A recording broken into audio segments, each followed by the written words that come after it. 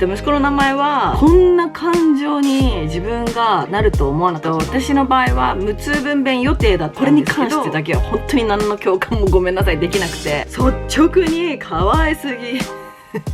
こんにちは、上野ありさです。今日はですね、月に一度の Q&A ということで、先日母と一緒に Q&A をしたんだけど、それはちょっとイレギュラーな感じで、今回は、いつも通りの月に1回の Q&A をしていきたいと思います。で、先日出産を終えて、多分出産系の質問がね、ちらっと見た限り結構多かったかなっていう感じなので、普通の質問と出産の質問を混ぜ混ぜで今回は答えていきたいなと思います。いや、今日もう本当は午前中にね動画を撮りたかったんだけど、もう結構バタバタで、今もう沐浴終わってちょっとゆっくりして息子がゆっくりしてくれてるので、マイルズに見ててもらって動画を回してるって感じなので、もう私が疲れが顔にちょっと出ちゃってるっていうような感じなんですけど、そこだけご認識いただけたらと思います。で、今月もねたくさん質問ありがとうございます。なんかいつもより多い気がする。すんごい来てるわ。スクロールが終わりません。今回はまた以前と同じように30分のタイマーをかけて始めます。スタート。息子さんの名前はアリサさんかマイルズさんかどちらが決めましたか？名前系の質問も結構来てたので、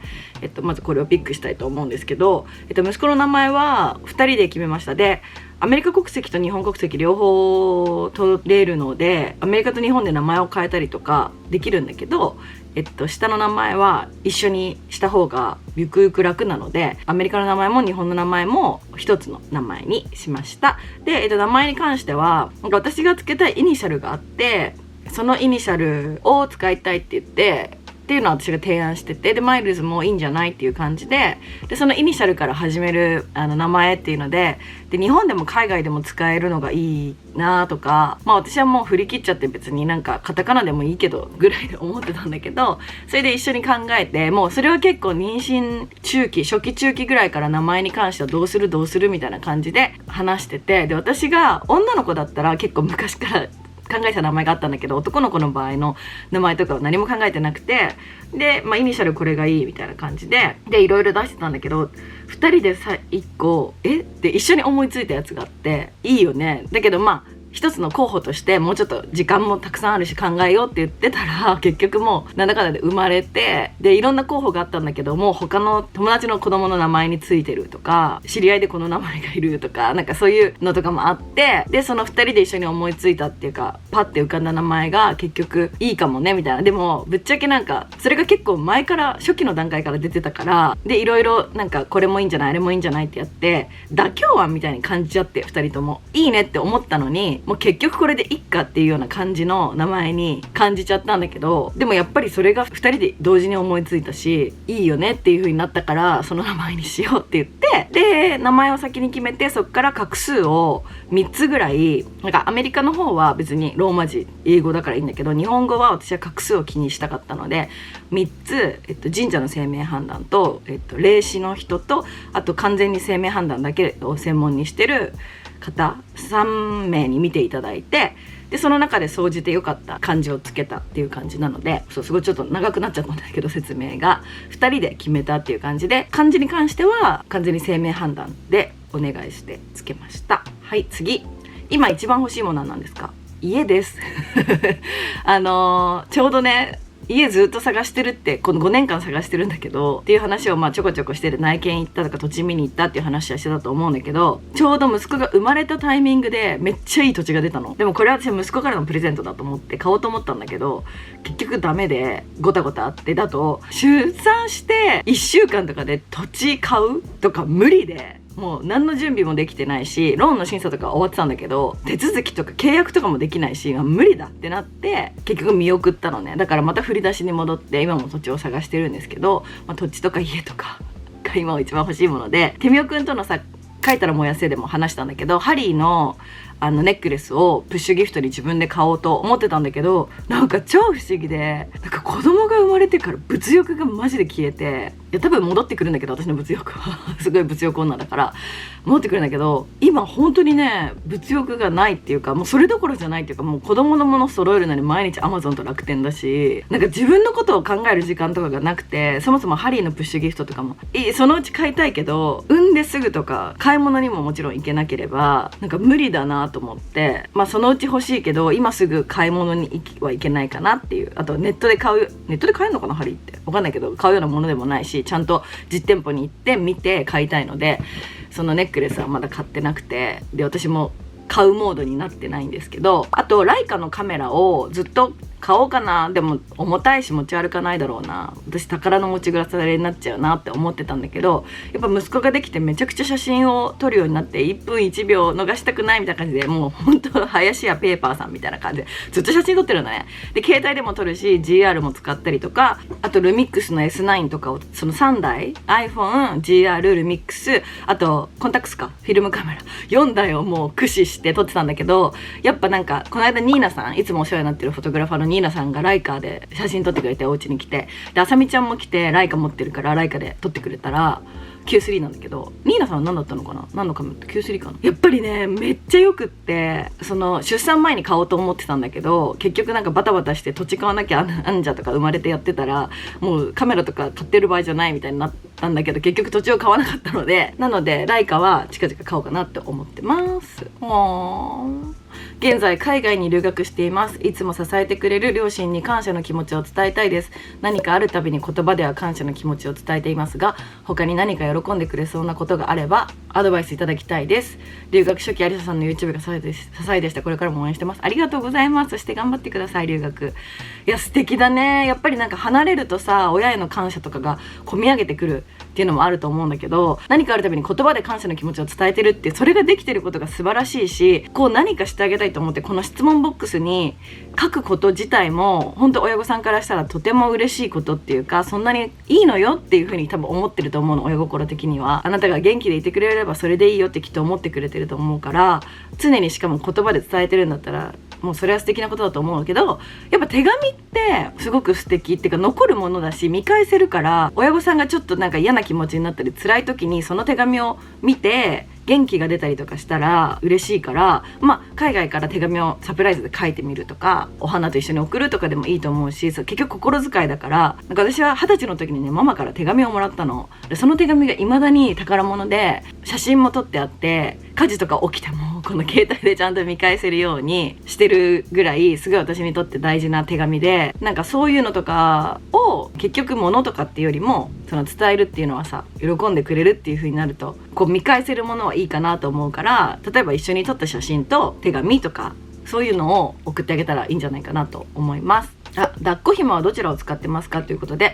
今持ってるのはアーティポッペとコニーを持っていて、ヌナのやつを今頼んでるところで、ヌナの抱っこ紐も使おうと思ってて、アーティポッペはすごいデザインも可愛くってファッション性が高いんだけど、機能性でいうと多分ヌナとかの方がいいのかなっていう感じなので、使い分けようかなと思ってて、でコニーはなんか家用ですごい寝てくれるって聞いたんだけど、なんか機嫌悪い時私たちが使っちゃってるのか、あと首が座ってないからまだちょっと怖くて、でもみんな首座ってない時使ってんだよね。だから私たちの使い方が良くないのかな。あとでかいからきつそうなのかな、ちょっとわかんないんだけど、あんまりうまく使えてないんだけど、なのでアーティポッペとヌナを使ってます。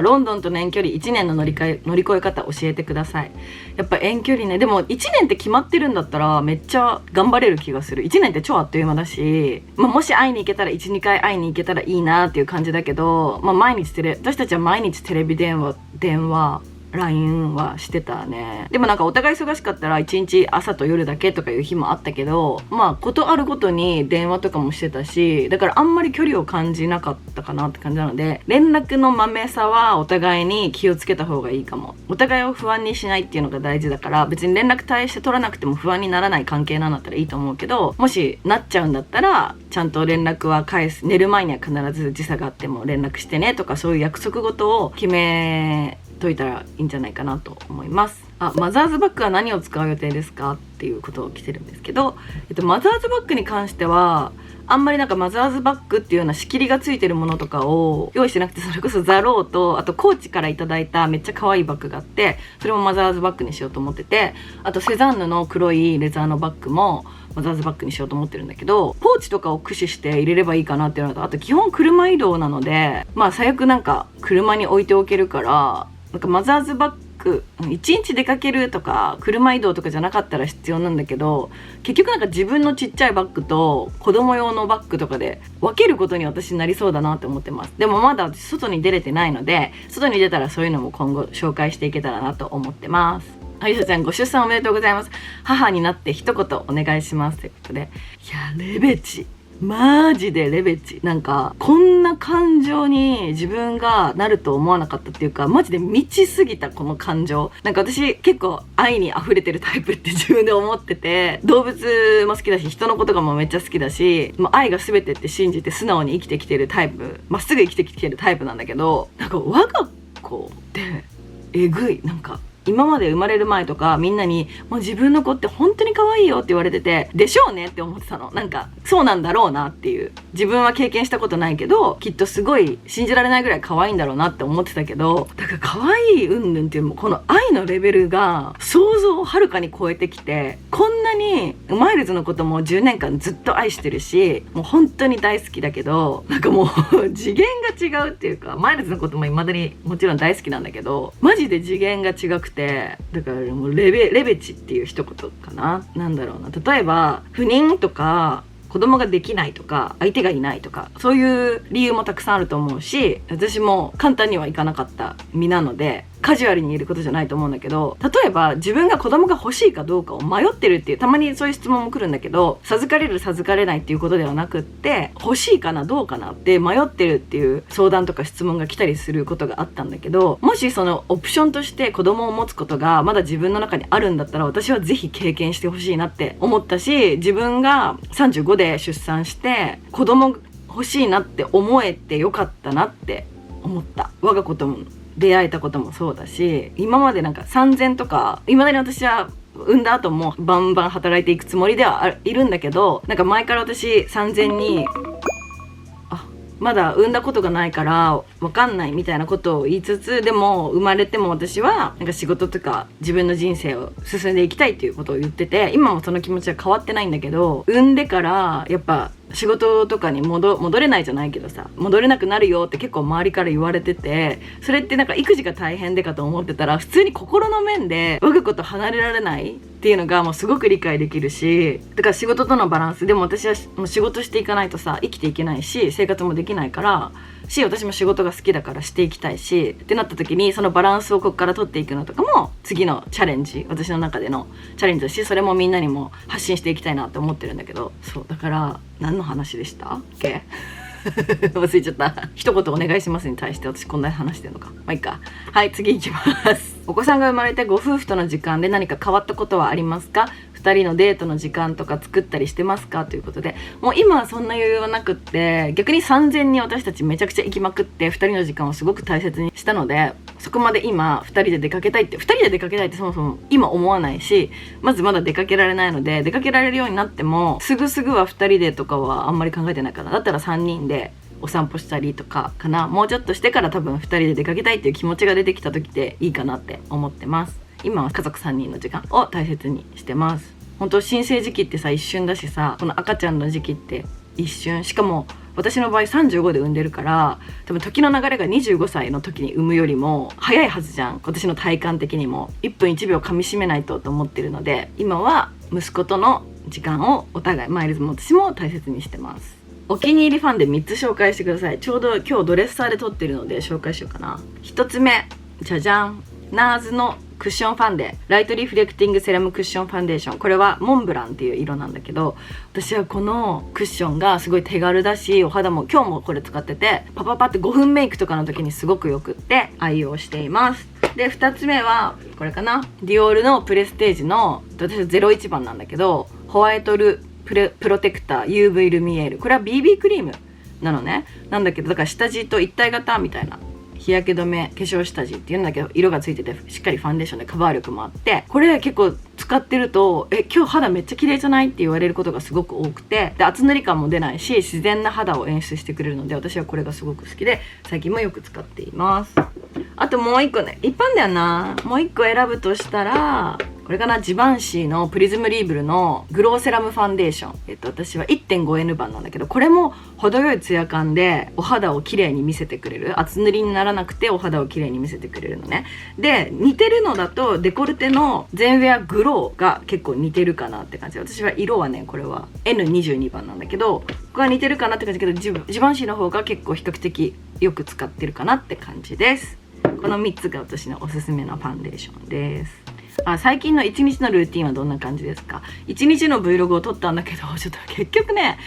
子供が泣いてる時とかって動画回せないんだよね、バタバタすぎて。なので1日のルーティンはだいたい10時ぐらいに起きる、息子が起きるタイミングで一緒に起きて下に行って、一緒にこのベビーベッドで寝てるんだけど、ストッケの起きて下に行って、でミルクあげたりおっぱいあげたり、その時によって私混合で育ててるのでやって、おっぱいあげたらコーヒー飲んで、そしたら3、4時間は授乳開けるのと、昼あんまりおっぱいあげないから夕方以降とかにあげるようにしてて、なんでそれで、息子がぐずってなかったら可愛いなーって眺めて、ぐずってたらあやしてみたいなのをして、で気づいたらもう昼過ぎに10時になんせ起きてるので昼過ぎになってて、でそろそろご飯でも食べるかみたいな感じで、ご飯適当につまんで、もう自分のご飯とかも超適当になっちゃうから、ウーバーするか残り物食べるかみたいな感じで食べて、でしたら午後になって、仕事の連絡とかを合間合間で返したりとか、動画も今撮れてなかったのでそんなにあれだ、今、夜回してんだけど、でだから何してるって聞かれても分かんないぐらい、気づいたらもう夕方になってるわけで、6時に沐浴してるから、もう6時だ沐浴だっていう感じで沐浴して、沐浴が終わってから私とマイルズがご飯なんだけど、でも基本沐浴の後なんかミルクあげたりとか喉乾いちゃうからおっぱいあげたりとかになるから、交代交代でご飯食べて、また交代交代で私かマイルズがシャワーを浴びて、そしたらもう夜寝ましょうみたいな感じで夜寝るから、結構なんかもう何もせずにお世話してたら一日が終わるっていう感じです。新婚旅行もう一回行くならどこ行きますか？私はモルディブ、こちらの動画なんですけど、モルディブに行ったんだけど、もう最高だったんだけどね、モルディブ。もう一回行くならアフリカかな。やっぱりアフリカは行きたかった。サファリに泊まりたくって、それを未だにやりたいんだけど、やっぱ子供ができたらなかなかね、子供連れてサファリに泊まるってしばらく無理だと思うから、新婚旅行で行きたかったんだけど、結局タイミングもなくっていう感じだったので、アフリカのサファリに行きたいですね。あと結構来てたのが、自然分娩ですか無痛分娩ですか帝王切開ですかっていう質問が結構来てて、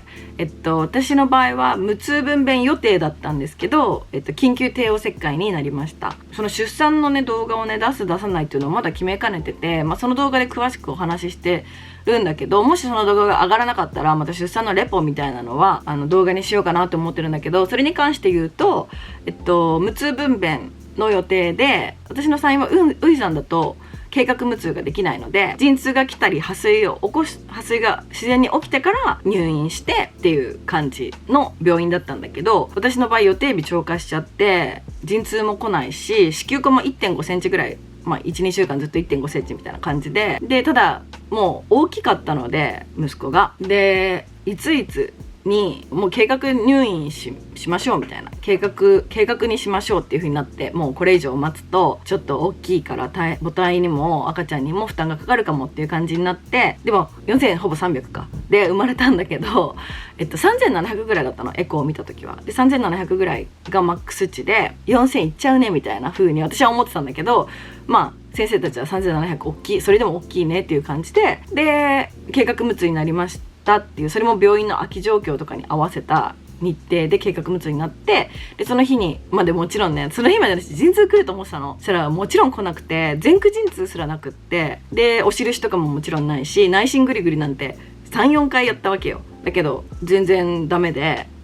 その計画の日に行ったら麻酔のカテーテルを入れてとかで、麻酔をする前だったのかな。そしたら NST をやってたら、私のお腹が張るたんびに赤ちゃんが心音が下がってるっていうか苦しんでますみたいな風になって、みたいな。で子宮口はバルーンも入れて、バルーンも外れて子宮口は3センチぐらいまで開いて、だから私は3センチぐらいまでの陣痛しか経験してなくて、だから全然余裕だったのね、その陣痛も。で下から産みたいっていう気持ちがあったから、で帝王切開に対しての知識がなさすぎて怖くて、で1日その日夜1回 NST つけたままにして寝て、でそれでもやっぱりずっとお腹が張るたんびに赤ちゃんの心音が下がってるから、もうこれは帝王切開でいきましょうってなって、赤ちゃんのためにも、お母さんのためにもってなって、ですぐイエスって言えなくて粘りたくって、なんか夢まで見て、なんかやっぱり大丈夫でした、このまま下から産めますみたいに先生に言われる夢を見るぐらい、なんかまさか帝王切開になるとは、帝王切開が嫌だとか良くないとかいうそういうことじゃなくって、心の準備ができてなさすぎて、お腹を切るってことに対してのでももうなんか選択の余地はありませんみたいな感じになっちゃって、ですぐじゃあ旦那さん呼んでくださいってなって、マイルズが来て、でほんとトントントンって帝王切開、緊急で帝王切開になって、出てきたら4300だったから、結局そのままじゃあ下から産もうとしてもでもはっきり難産になりますって言われて、で下から産もうとしてもきっと難産だったし、もう何より赤ちゃんが苦しんでるっていうのが本当に私も嫌だったから、帝王切開で結果良かったなって感じだったんだけど、なのでもともと無痛分娩の予定だったけど帝王切開になりました。意外とあと4分半。今回質問が少ないのと出産系がねやっぱり多いので、なるべく出産系じゃないものもね拾おうとしてるんだけど、マイルズさんにですかアリサさんにですかっていうその息子がねもうめっちゃ来てて、もう本当に 95% マイルズ。マイルズ産んだのみたいなぐらい、マイルズマジでマイルズに似てるし、マイルズも自分で言ってるし、周りにもマジでマイルズだねって言われるぐらい、私の要素が今のところほっぺたぐらいしか見つかってなくて、あと毛量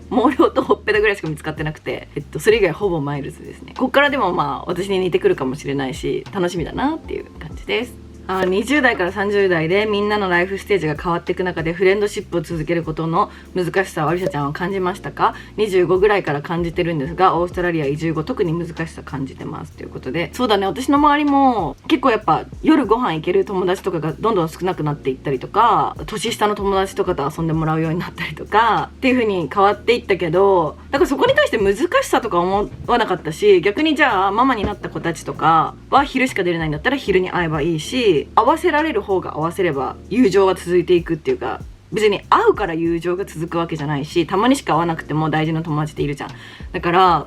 頻度が多い方がいろんなキャッチアップはできるけど、頻度が全てじゃないし、ただやっぱ話は合わなくなるよね、どうしても。多分さ、じゃあ私も子供は産んでそうだし、今ってもうこの1ヶ月なんて自分の世界がさ、もう息子しかないわけよ。外も出てないしってなった時に、じゃあなんか仕事の話とかを友達としてもこっちも与えるネタないしみたいな風になってくるから、そういうことだと思ってて、それって別に悪いことでもなければただの変化なんだけど、なんだろうな、逆にまた同じフェーズに来る時が来ると思うし、その時にまた落ち合えばいいっていうか、だからそこまでなんか難しく考えなくていい気がする。それは年齢とともに自分のライフステージも変わる、相手のライフステージも変わる、そのまま大人になっていく人もいれば、いろんななんか違うライフスタイルになっていく人もいるから、なんかそれがまたうまく合致するタイミングも来ると思うから、そこまで難しく感じなくていいと思うし、なおさらオーストラリアにいるんだったら、多分ね、日本に残ってる友達とは全然多分なおさら違う環境だと思うから、それはそれで逆に得れるものもお互いにあると思うから、そういうキャッチアップをしたりしてもいいと思うし、例えば私が今子供がいて、だから仕事の話とか全然聞きたくないとかもないし、逆に教えてって感じだし、だからお互いの違ったフィールドでの話とかを交換するのもいいんじゃないかなと思います。終わっちゃったので、あと 1,2 問拾います。もうメイクも落とせないほど疲れて寝ちゃうっていう時どうしてますか？絶対落とします。メイクを落とさないをやってたのはマジで25までだね。25過ぎてからはもう絶対、多分25からのこの10年間で3回ぐらいは落とさず寝た5回あるかな、5回ぐらいあるかもしれないけど、もうどんなに酔っ払ってても、どんなに疲れだったらもうすぐ落とすけど、メイクしてる方が疲れちゃうから、もうどんなに酔っ払っててもメイクだけは落として寝てた。次の日起きた時のなんかもう目が開かないみたいなのとかも本当に嫌だし、メイクだけは落としましょう皆さん。お肌がね、せっかく毎日ケアしてて、その一撃でお肌がね大変なことになっちゃうと困るので、メイクは頑張って落としてました。ただこれ、付き合って半年の彼氏が大好きですが、未だに名前を呼ぶのが恥ずかしいです。これ名前呼ぶの恥ずかしいシリーズなんなのマジで前もあってさ、前々回だっけなんでかわいいっていうのが私の感想なんですけど、絶対これ呼ばれたらドキッとしちゃうよね。いきなり不意打ちで恥ずかしいみたいな感じで言ってみたら、これマジで一つも共感できないんだけど名前呼ぶの恥ずかしいシリーズは一つも共感できないし、どんな心境かも置き換えられないっていうか、いつもこういう相談とかが来たりすると、自分だったらとかどういう状況なのかなって頭を働かせて答えるようにしてるんだけど、これに関してだけは本当に何の共感もごめんなさいできなくて、ただただ可愛いなっていう感じなので、その可愛さを大切にしていただけたらと思います。じゃあ次最後にします。最後もちょっとごめんね、あんた赤ちゃん系の話になっちゃうんですけど、ベビーのいる生活は率直にどうですか？生まれる前の予想と違いましたか？ということで、率直に可愛すぎいや私の場合は本当にマジで周りのおかげっていうか、周りっていうか母親ママとあとマイルズのおかげで、もう本当に私はストレスストレスも多少あるけど、ほぼこう心を保って入れるんだけども、これワンオペの人めっちゃいるじゃん世の中に。ということでうちのママとかもワンオペだったんだけど、信じられもうどうやってるのって感じだし、水すら飲めないわけ。私が一人で対応しててするタイミングとか、マイルズが打ち合わせとかで外出て一人の時とか、水も飲めねえみたいな。もう首座ってないから両手じゃないと抱けないし、置いといて寝てくれてるタイミングでベッドとかに置いたりとかしても、そのタイミングでも息してるかなとか心配になっちゃうし、新生児あるあるだと思うんだけど、私も新米ママだからさ、すっごい心配しちゃうし、生まれる前の予想と違かったのは、協力してくれる人がいるから私でもできるなっていう気持ち。舐めてるとかじゃなくって、もう一人だったら絶対に無理だし、あと生まれる前の予想と違かったのがマイルズと私のポジションっていうか、私って普段結構大雑把だし、なんとかなるさ死にやしない精神でやってるタイプなんで、マイルズは逆にめっちゃ神経質で心配性で、どうしようって優柔不断なんだけど、それが子育てになるとマジでスイッチすんのね。私が超心配性で神経質で、大丈夫かな、息してるかなとか、泣いてる、抱っこしてあげなきゃとか、かわいそうみたいな感じなんだけど、マイルズはもう泣くのが仕事なんだから泣かせとけばいいよって、ネグレクトとかじゃなくって、だからすごい一歩引いて余裕があるの。それって男の人だからなのかな、わかんないけど、普段のマイルズと私が逆になってて、それがやっぱりすごいいいバランスなのと、で結構助けられてるなって思ってて、それが結構生まれる前の予想と違かったかな。子供がいる生活に対して率直にはもう本当にただただ幸せで、寝不足ももちろんあるし、大変なこともあるし、イラッとすることも子供に対してじゃなくって、その育児っていうコンセプトに対してちょっとストレスがあることもあるけど、やっぱ総じて可愛い。もうそれだけで何もかも。例えば泣いてる、もうどうしたらいいか分かんない、泣き止まない、どうしようってなってでも、そのミルクとかあげた後の我が子の顔とか見ると、もう全部愛してるみたいな感じになるから、泣いててイライラとかじゃなくって、泣いてて泣き止ませることができない自分に泣けてくるとか、そういうのがあったりとかするけど、でも総じてもう本当に愛ですねっていう感じです。そんな感じで今回は予想してたんだけど、ちょっと出産絡みの、質問とかが多かったので、その辺を答えたりとかしたんですけど、多分今後の Q&A もそういうのが増えてくるかなって感じなので、バランスよくね、今まで見てくれててママ系の方々とかの視聴者さんもたくさんいると思うし、今後ママになりたいと思ってる方も同年代の方とかも多いと思うし、若い方も多いと思うので、そのバランスとかをね発信する側としてもどっちかに偏りすぎないように気をつけたいなとは思ってるんだけど、今回はちょっと出産系の話多めにピックアップしてみました。というわけで、今月も質問たくさんありがとうございました。ちょっとね更新頻度が少なくなっちゃったので、また週2でね戻りたいと思って頑張ってるので、ぜひ楽しみにしていただけたらと思います。では、チャンネル登録してるか確認してくださいしてなかったらぜひチャンネル登録お願いします。ということで、また次回のビデオでお会いしましょう。バイバーイ。